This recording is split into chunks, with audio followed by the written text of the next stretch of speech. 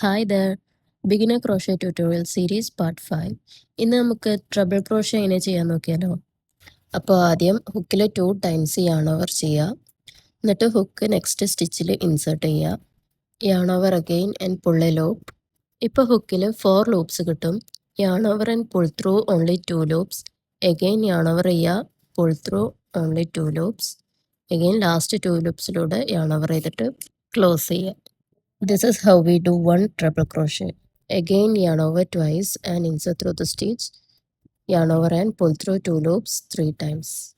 Same steps repeat ചെയ്തിട്ട് treble crochet projects ഒരുപാട് നമുക്ക് ചെയ്തെടുക്കാൻ പറ്റും. മോസ്റ്റ്ലി ലേസ് പാറ്റേൺസ് അല്ലെങ്കിൽ സമ്മർ ടോപ്സിന് വേണ്ടിയിട്ടാണ് treble crochet യൂസ് ചെയ്യല്. This is one of the tallest stitch. ഒരു ലൂസ് ആൻഡ് എയറി എലഗൻറ്റ് ടെക്സ്ചറാണ് ഈ ഒരു പാറ്റേൺ ചെയ്യുമ്പോൾ നമുക്ക് കിട്ടുന്നത്. അപ്പോൾ follow for more beginner friendly crochet tutorials. Bye.